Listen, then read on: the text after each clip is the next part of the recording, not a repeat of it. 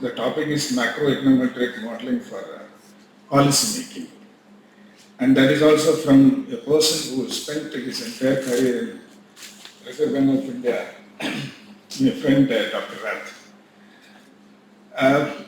But still, I feel a bit nervous because today morning he told me that I taught him econometrics. So I used to go to RBI, teach econometrics for officials, and this has been happening for the last 20 years. So he happened to be one of those students to attend some of my sessions, especially the structural vector auto-regression that you were mentioning. And that's especially that particular tool is the one of late widely used in policy context. Ever since Bernanke published this paper, Inside the Black Box, right? Structural vector auto-regression model. That paper appeared in Journal of Economic Perspectives as a special issue on this modeling and how modeling, these evidences can be used as input in policy making. So we have the right person, and he was also heading the DAPL, right? Now it is the Department of Economic and Policy Analysis. Earlier it was research, right? Yeah. So we have a apt person to speak on this topic. Okay, so with this, now let me invite Rath to deliver his lecture. Thank you.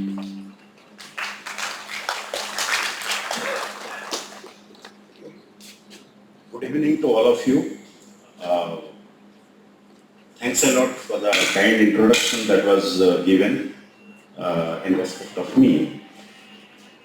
At the outset, let me express my gratitude to the organizers of TIES for inviting me to deliver this special keynote address at the 58th Annual Conference of TIES on this particular topic. And I feel privileged to present some of my thoughts into this pivotal role of macroeconomic modeling in shaping policy making, particularly within the context of India. I have some experience in this exercise for almost 3.5 decades. Given this august audience, I would like to trace the historical evolution of econometrics in Indian policy making sphere, emphasizing the interplay between economic data and policy formulation. Through this exploration, we hope to gain a comprehensive understanding of how econometric techniques have influenced fiscal and monetary policies over time. Coming to the agenda, as you can see from the title of the talk, it is both retrospect and prospect. I will cover.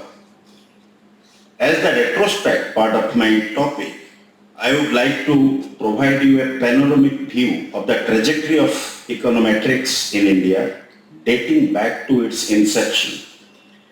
This retrospective analysis will shed light on the foundational methodologies and seminal studies that laid the groundwork for econometric modeling in the country. By examining the past applications of econometrics in policy making, I will try to trace out the key turning points and pivotal moments in which macroeconometric modeling has shaped economic policy decisions.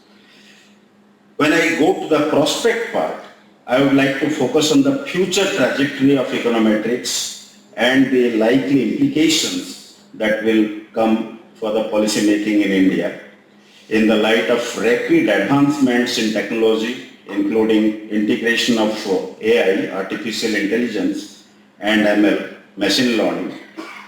And we will explore the potential avenues for innovation and refinement in econometric modeling. Let me start with a few initial remarks at this stage.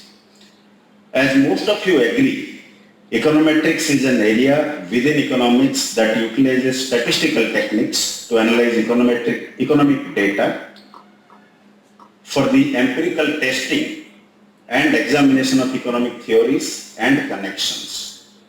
It primarily focuses on embedding empirical substance into economic theories, thereby enabling economists, policymakers to either confirm or challenge hypotheses related to economic behaviors and interactions. In this field, a range of statistical instruments is employed to scrutinize data pertaining to economic indicators, several of them, income, employment, inflation, as was mentioned in the previous presentation. Econometrics aims to measure and clarify the intricate dynamics that exist within the economic relationships. This process facilitates the prediction of future economic trends, evaluation of the consequences of policy alterations, and the comprehension of how various economic elements interact with one another. For example, econometric analysis investigates the correlation between interest rates and investment levels or implications of government policy shifts on growth figures. By transforming theoretical economic models into quantifiable entities and applying statistical examination, econometrics lays a scientific foundation for the development and decision making of economic policy. This approach is seen to be bolstering the credibility and efficacy of economic policies and strategies. Now, keeping this broadly in view, I would like to focus the discussion in four areas. That's why we have four sections here. In the first section, I will try to give you an evolutionary view of macroeconomic modeling in India. Now, evolution is, of course, one way is to look at the chronology of the timing, 1960s, 70s, 80s, 90s, and now. That is one type of, evolutionary view. And of course, we will also look at some of the modeling characteristics that we have employed over time. So in that sense, it is evolutionary into two aspects. Section 2, we would cover the issues confronted by a policymaker. While we follow all this macroeconometric modeling, what are the challenges, what are the issues that we often encounter, and those issues are not confined to policymaker only, even to a practitioner, let us say, but it is also confronted by an academician when interpreting those results. Section 3 covers some points on economics, econometrics and policy making in the face of AI revolution, and we will try to point out give some comments on how it is shaping up now, and section 4 would give the likely way forward. Now, how is the section 1? How is econometric analysis crucial in informing policymakers in India? I gave you in the beginning some basic elements of this particular concept, but let me add on to that, saying that when we are doing macroeconomic policy, whether it is monetary policy or fiscal policy, budget, we are confronted with making projections of macroeconomy, and that's where econometrics plays a very essential role. We use different econometric tools and forecast GDP growth. We forecast inflation rates. We forecast several other macro variables. And these forecasts are fundamental for strategic planning process. As I said, budgeting, fiscal policy, resource allocation, and economic strategies which are forward-looking in nature, so that they are prepared for future challenges. While doing that, we have to also understand the dynamics of various sectors. We have agriculture, industry, services, and we have to understand their interrelationships for taking sector-specific policy measures, and that's where in a diverse and complex economy like India, econometric analysis plays a very important role. Add to that, you have vast regional diversity, and some discussion we had in the morning in the inaugural sessions, and there econometrics helps to analyze regional variations, aiding in formulating policies that address specific regional economic challenges. Come to Reserve Bank of India, we extensively utilize econometric models to understand the dynamics of the monetary variables like inflation, exchange rates, and that helps in formulating effective policy. Another crucial factor is, as you are integrating with the global economy, you have to understand and respond to the global economic trends, whether they are headwinds or tailwinds, and there again econometric analysis plays a very crucial role.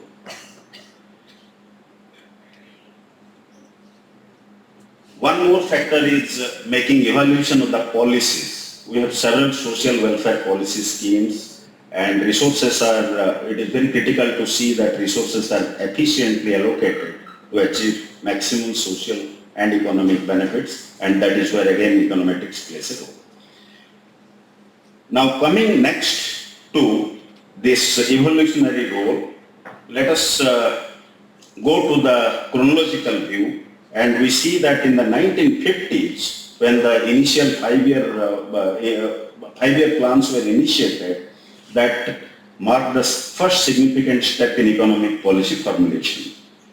These early plans were influenced by macroeconomic theories and socialistic principles rather than detailed econometric analysis. So I'm talking of 1950s, that's where the reliance on econometrics was possibly the least. Coming to 1960s marked a first turning point, as the influence of global econometric trends began to seep into Indian academic and policy circles.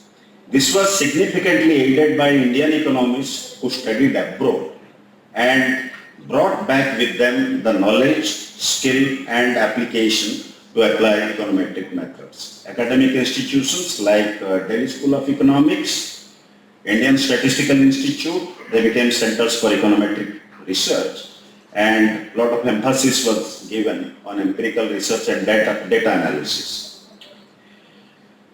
Come to 1990s, do a little fast forward, and that was the period when we did a lot of liberalization, and the Indian economy was opened up to global markets. It accelerated the process of integration of econometric method into policy making.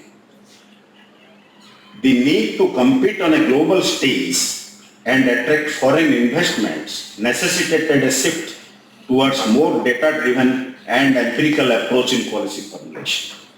Econometrics began to play a more prominent role then, particularly in understanding the market dynamics, foreign trade patterns, and the effect of deregulation. Of course, I will stop there because next, would come the artificial intelligence and machine learning, which is happening now.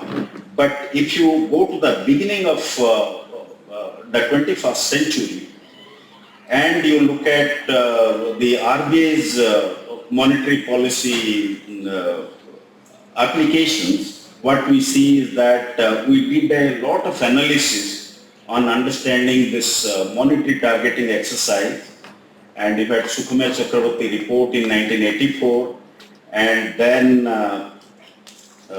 what happened is, come to this liberalization that I was mentioning, when the interest rates were liberalized, and then we did a lot of empirical work, RBI as well as academics. We saw a lot of empirical work on understanding the stability of money demand, and my own work, which was on endogeneity of money supply process in Nigeria, where I did my PhD.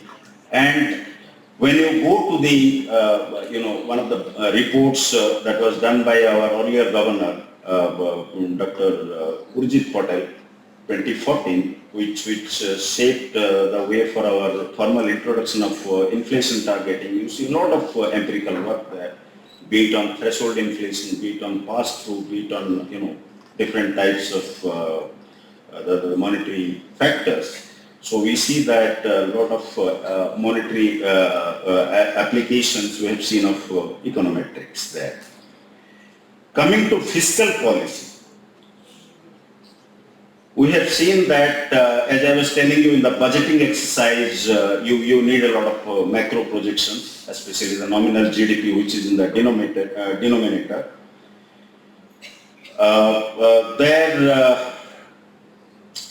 Of course, econometrics has a role to play, and then you have tax policy analysis, where econometric models are indispensable for estimating the tax base and predicting the effects of change in tax rates. And this, of course, helps in formulating tax policies that efficiently maximize revenue without excessively burdening taxpayers. These models provide insight into the so-called buoyancy of tax revenues, which is crucial in understanding how they respond to change in the tax rates. And they play a critical role in assessing impact of existing or proposed tax policies on different sectors of the economy and various income groups, ensuring that the tax policy is equitable and devoid of unintended adverse effects. Similarly, expenditure planning, and here also Madam was talking about quality of expenditure, and I can see an immediate example of RBI research that we did was if you ask yourself what is the best indicator of quality of expenditure, be it at the central government level or state government or combined government level, we were trying to find out which is the right candidate, and then we saw that if you take the revenue expenditure capital outlay ratio, RECO ratio as we call, that is one of the best indicators backed by a lot of cross-country research. And then we tried also to see what is the threshold RECO ratio. That is the RECO ratio at which per unit of capital outlay, how much is the ideal revenue expenditure, because both are important. It is the mix which is important. And then which combination gives you the maximum growth, and we saw that at the combined government level it is around 5. And now Indian economy, if you see the RECO ratio, it is at multi-year low now for the last, in the post-COVID years, and now we are operating at the sweet spot where we are at the threshold RECO ratio. So this type of empirical guidance to policy formulation essentially comes from macroeconometric modeling. Of course, another example is the potential output, and I don't have to discuss before this audience about that. Now, coming to the evolution of the type of models, that's the other way of looking at the evolutionary econometrics. Let me start with the type of models that we have done. The models include forecasting models, structuralist models, policy-oriented models, monetarist models, models without money, and recently modern micro-founded frameworks such as dynamic stochastic general equilibrium model, DSG models, with Bayesian methods.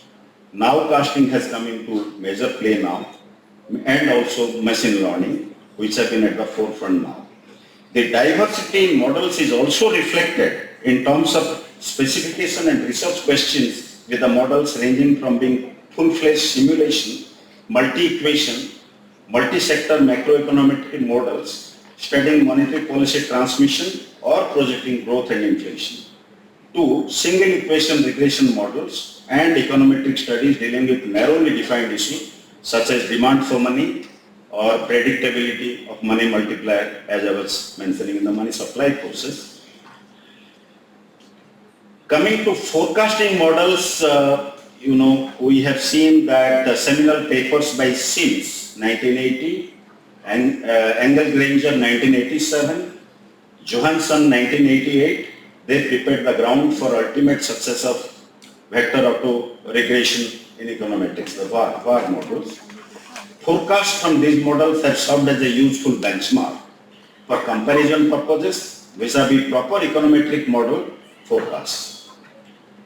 Structuralist models, in contrast, adopted a nuanced perspective on price formation. These models eschew the sole reliance on monetary variables, monetary imbalances to be precise, incorporating structural or institutional factors specific to a country. The framework in the model by P.K. Pani, 1984, whose extensive model boasts of 79 equations in 1984, meticulously analyzed diverse dimensions and intersectoral linkages influencing a chosen central relationship. Other structural models like Pandit 1984 and Krishnamurti 1984, same year, monetarist models characterized by diverse interpretations across economic paradigms place exclusive importance on monetary factors in shaping prices. These classifications can vary based on schools of thought spanning classical, neoclassical, new classical, Keynesian and new Keynesian perspectives. Accordingly, Ahluwalia 1979, Jadhav Singh 1990 and Rangarajan Harif 1990 can be classified into monetarist models. Our report on currency finance of 2001, the model we followed there, was unique for its exclusion of monetary aggregates, and it was crafted with established counter-cyclical properties to facilitate policy analysis within a dynamic equilibrium framework. Policy-oriented models represent a pragmatic culmination prioritizing policy evaluation. These macroeconometric models assess repercussions of policy actions by simulating them and comparing conditional forecasts. The efficacy of such models hinges upon precision of the policy instruments embedded within the model. In addition to these macroeconometric models, several other large-scale models emphasized sectoral details and intersectoral linkages and delved into issues pertaining to policy changes while conducting what-if scenarios simulations. There we have notable contributions by Chakraborty and Joshi, 1994, Bhattacharya, Burman Sir and Nag, 1994, Rangarajan and Mohanty, 97, and Klein and Palaniwal, 99. There were several other important sectoral studies of relevance which provided backing to macro models. Examples included Rangarajan, Basu and Jadhav, 1989, on the dynamic interaction between government deficit and domestic debt, and Kannam, 1985, with the inclusion of foreign trade sector. So with that, I tried to give you a flavor of the type of evolution we have seen in macroeconometric policy making in India, particularly in the sphere of monetary and fiscal policy. With that, let me come to the second section, which is what are the issues that we encounter as a policy maker, and what are those classic problems that we face. Let me start with some of the classic problems that every econometrician faces, which practical policymaker also grapples with. And there you have endogeneity, one issue, model misspecification is another issue, and identification problem is another issue. What is endogeneity? It arises when variables are mutually determined, making it challenging to establish causal relationships. I was talking about monetary endogeneity. This is one such example. Policymakers relying on econometric estimates to guide decisions may inadvertently implement policies based on flawed assumptions about causality. Model misspecification is another hurdle that is encountered when the chosen econometric model inadequately represents the true underlying economic relationship. This can lead to biased parameter estimates and erroneous policy recommendation. Coming to the identification issue, what we see is that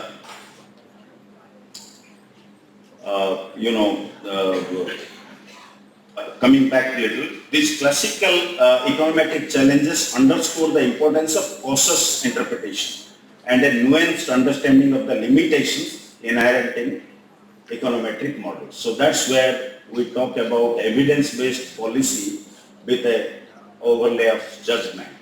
That is where you will try to take policy course of action in that manner.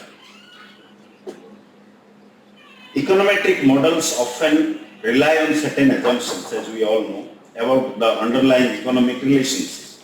Each and every specification written down by an econometrician is driven by some formal or informal model that the researcher carries in his or her mind, which then are based on a set of assumptions. If these assumptions are unrealistic or not met in practice, the estimates can be biased or misleading.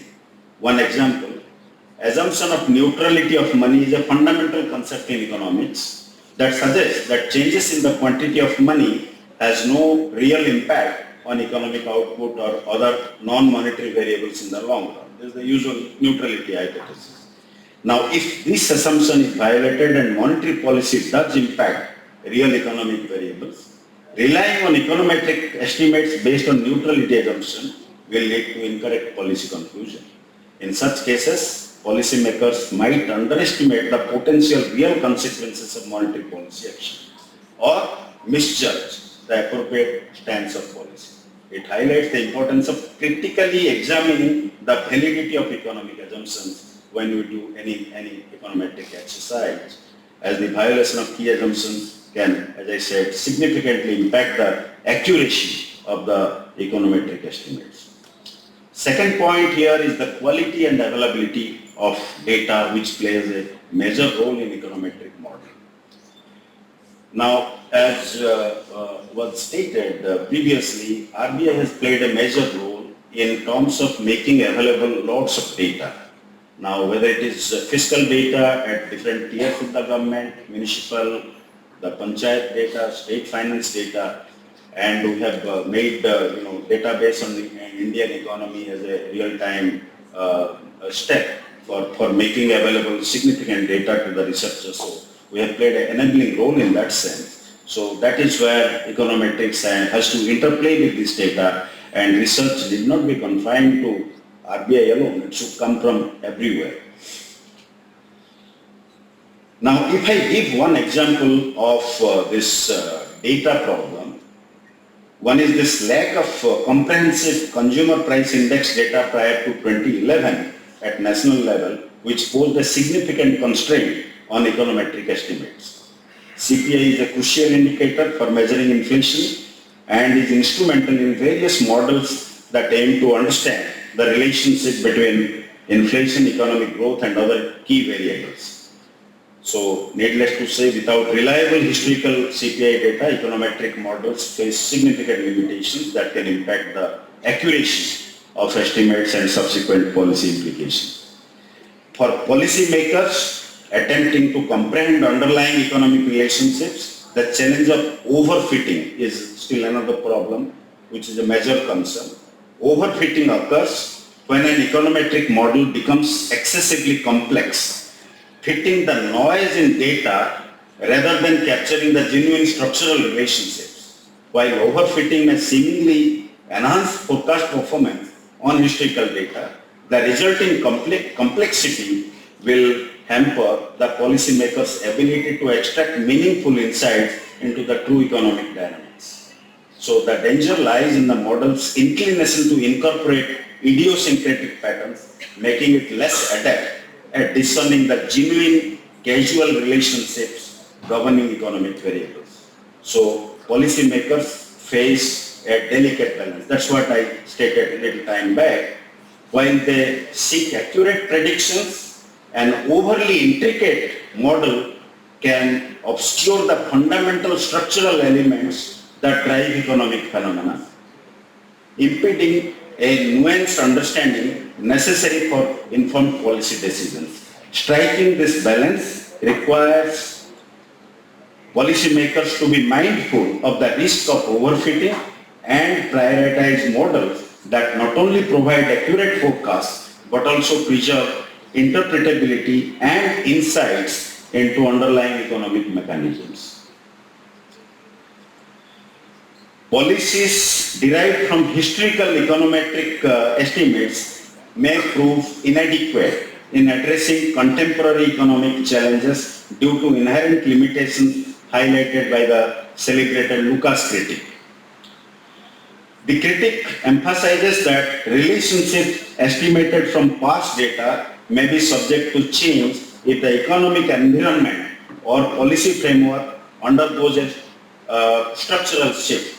Policymakers relying solely on historical estimates may not fully appreciate the evolving nature of economic dynamics, rendering their policies less effective or even counterproductive. The Lucas critic is exemplified in the context of US monetary policy through the historical relationship between the Fed Reserve's interest rate decisions and inflation expectations.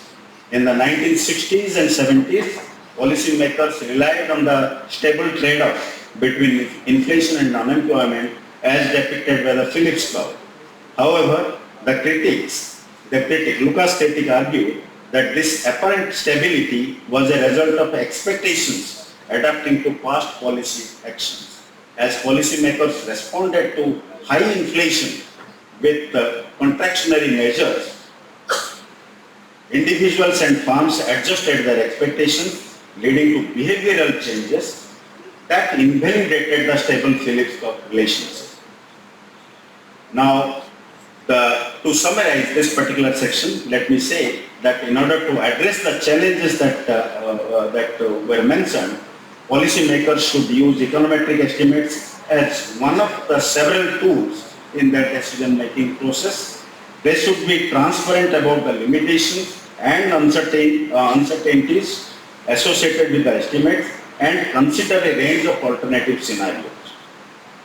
Additionally, regular updates and revisions to models are necessary to account for changing economic conditions and improve the accuracy of predictions. Let me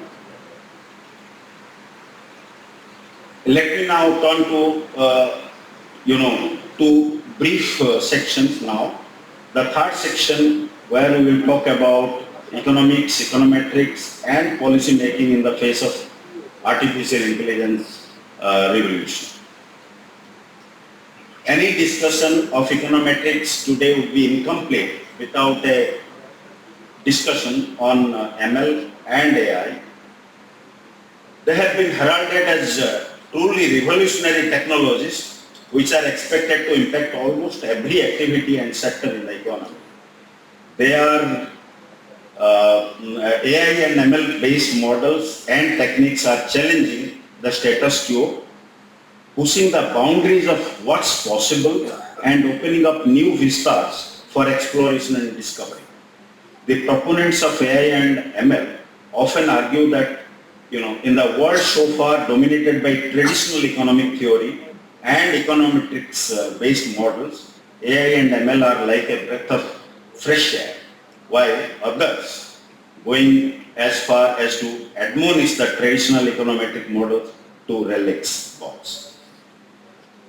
How AI and ML are similar and how they are different from the traditional econometrics? That is another question which I will devote some time. Let us understand in simple terms what are these AI and ML are.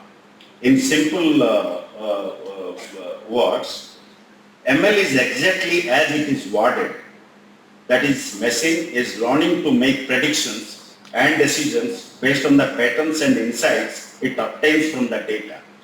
So in that sense, all kinds of regression, starting from humble linear regression, which is a type of machine learning, because linear regression also analyzes the data to fit or predict our dependent variable based on the observed data. Unsurprisingly, most courses on machine learning do start from the same regression models that we have studied in our econometrics textbooks. What about the more advanced machine learning models or other subcategories of AI, including deep learning models or the latest innovation which has taken the world by storm, which is the large language models, LLMs, which includes the likes of GPT, Llama and Bard.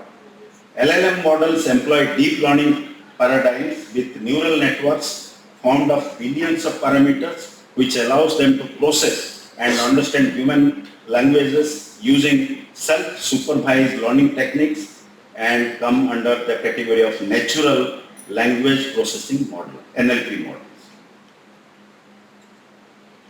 So AI and ML models can be best understood to include the simplest model like linear regression, which is studied in traditional econometrics textbooks, where we have a few independent variables, assuming a linear relationship, train it on structured and clean data and have a simple architecture. On the other end of the spectrum, LLMs have billions of parameters, allow complex nonlinear relationships trained on extensive unstructured data and have an extremely complex architecture. What are the advantages of AI and ML models? The AI and ML models can leverage the advantages to analyze extremely large data, unstructured data, and which possibly till now is left unexplored. Even a professional forecaster or trader will look at maybe a maximum of 100 data points on a Bloomberg terminal as part of its analysis. But models like Bloomberg GPT and other LLM models fine-tuned on financial data would be processing almost the whole data set available. Further, traditional econometric models are bound by the multitude of assumptions, as short while back I mentioned, from that of linearity, normality, and homoscedasticity, which limit their understanding of the real world phenomena, which of course never conform to the realistic assumptions. The real world remains real in that sense. John Keynes once said, too large a proportion of recent mathematical economics are mere concoctions, as imprecise as the initial assumptions they rest on, which allow the author to lose sight of the complexities and interdependence of the real world in a maze of pretentious and unhelpful symbols. This was John Maynard Keynes' remark. AI ML models, not being bound by multitude of assumptions, are thus better able to understand and reveal interesting insights, which hopefully will satisfy Keynes. Another advantage which AI and ML models have is their ability to process unstructured data, as I was mentioning, which was so far incomprehensible to the traditional econometric models. It allows them to derive insights from the wide reams of textual data which exists in the form of reports, publications, and even data in the form of news snippets and social media posts. Apart from textual data, AI and ML models have been used to analyze even pictorial data, with insights being obtained from satellite data, among other interesting use cases. Having said this, my third point would be that, whether AI and ML are a panacea or a one-fit-all solution. Let me give a remark which was given by Cathy O'Neill, a mathematician and author of Weapons of Math Destruction. She said regarding AI and ML, algorithms are opinions embedded in code. Algorithms are opinions embedded in code. They are not as objective or unbiased. They are optimized to some definition of success, and that definition has a human agenda behind it. So everything is not hunky-dory in that sense.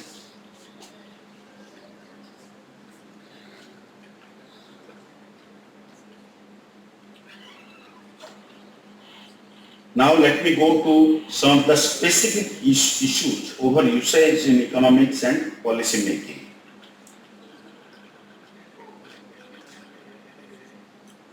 If you are thinking about AI and ML based models, these models often have a black box nature, due to which it is difficult to interpret or analyze the output or predictions made by these models, an issue that we discussed just some time back. This is particularly an issue as in policy making it is critical to know and be able to explain the reasoning and the key drivers behind a certain policy decision. In absence of that, not only it is difficult to communicate the policy decision received to wider audience, but also it is difficult to course correct or find reasons in case the model performance remains suboptimal. Second issue is, which is often ignored in respect of AI and ML, is that these are primarily predictive models. They excel in identifying patterns in data and making predictions based on those patterns. However, they do not inherently provide causal interpretations. Whereas causal interpretations are the bedrock of human decision making. Economists and policymakers utilize their intelligence and knowledge to design certain hypotheses which they currently test using data collection followed by econometrics, where the econometric techniques and models are a mere tool to facilitate causal interpretation. So the problem with some of the advanced AI models, like those using deep neural network, is that by design they are unsupervised and they are not able to find AI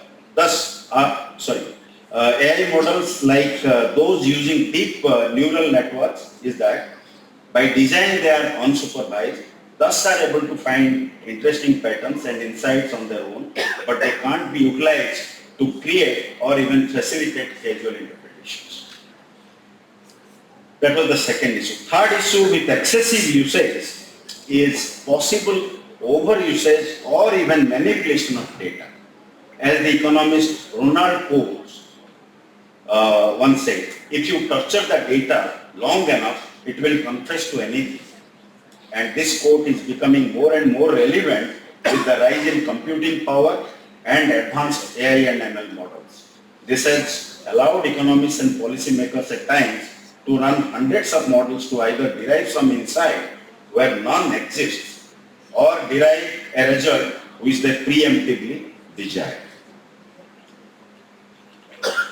Now, let me come to the concluding section. What is the way forward? AI and ML are going to be increasingly used in economics and policy making, but in the end, let us all keep in mind that it is just another toolbox, albeit a shiny new one, like the tools we have in the existing macro-econometrics textbooks. AI and ML can contribute to economics and policy making by allowing us to analyze and drive insights from the currently unstructured data.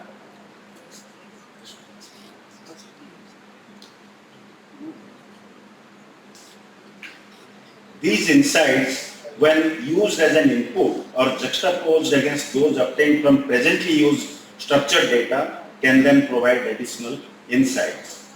The economists and policymakers' work doesn't end at presenting the results obtained by these AI and ML models, but rather should be treated as a starting point. The insights obtained from unstructured data using AI and ML models also need to be guided by economic rationale and, more importantly, intuitive logic.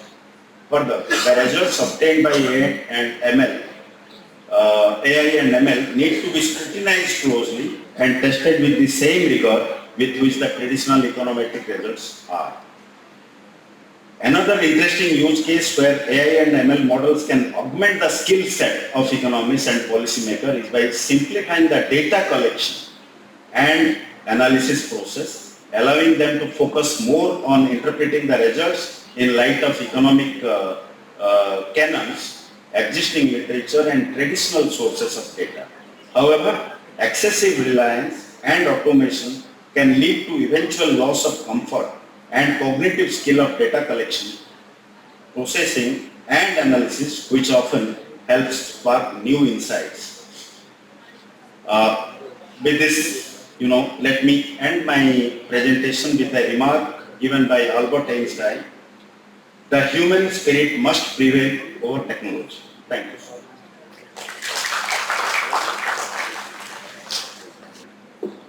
Thank you so much, Dr. Rath.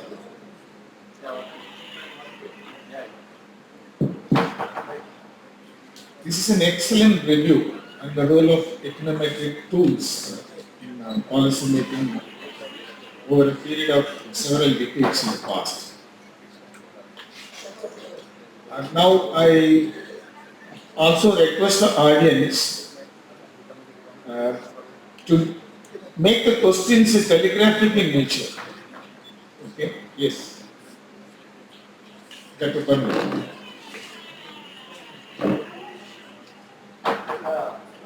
Dr. Rath, first of all, let me compliment you for traveling a very, very long round.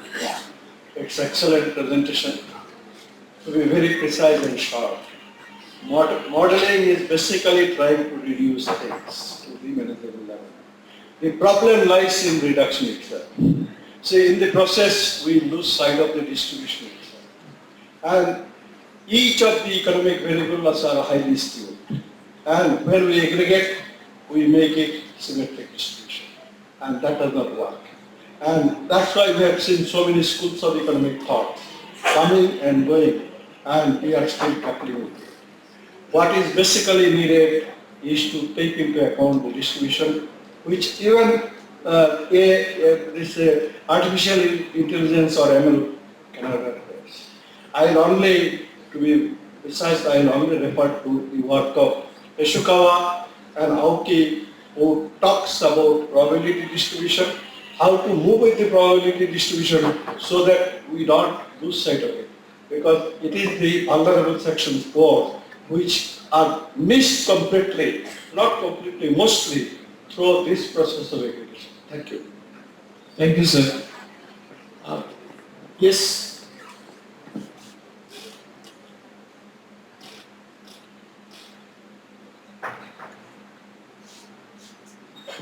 Thank you so much. I'm Somesh from IIT Kanpur.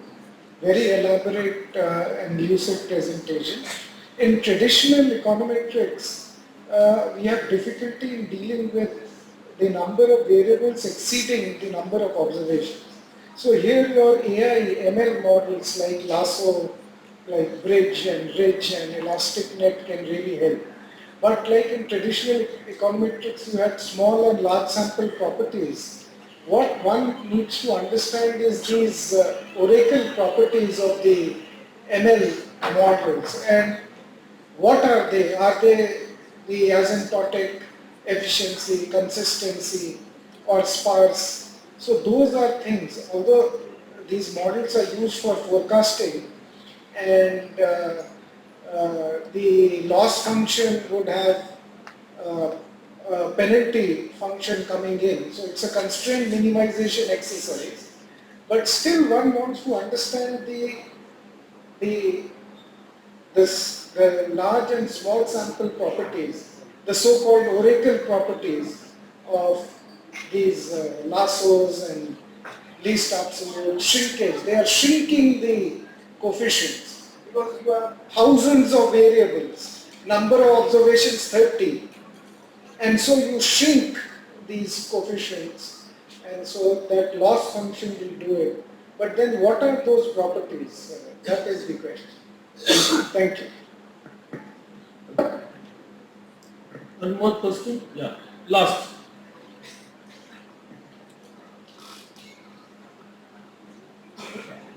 Hello, I'm Ishan from Gokhale Institute. I have a question on what is the status of introducing causality into your AI and ML models? Introduction of causality. What is the status at current stage? Like, I think Srijan is generally doing work in these areas, but I would like to have some understanding from you on this. Thank you.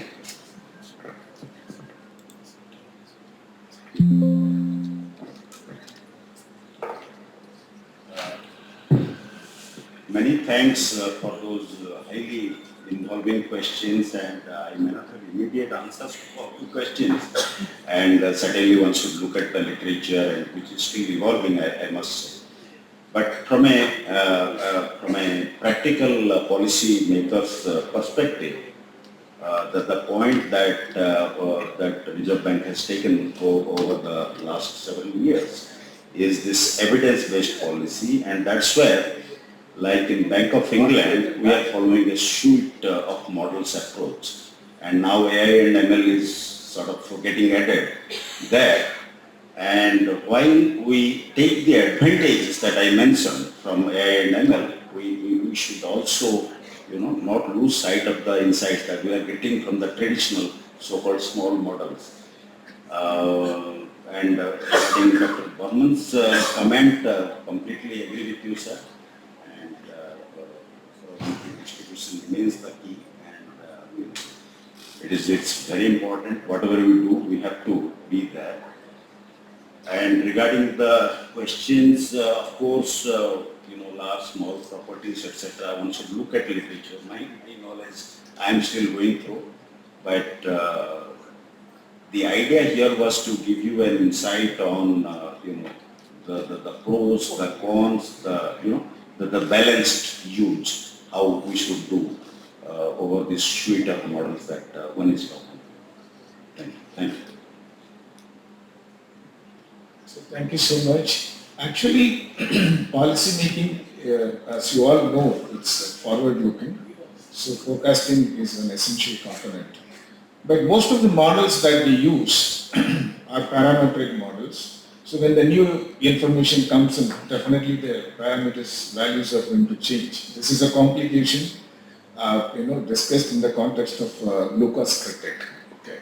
I think I must thank my friend Dr. Rath for giving such a wonderful presentation on the issues involved in making use of these tools in policy making. Okay. I also thank the audience to actively participate in this. Actually now, thank you all. Thank you.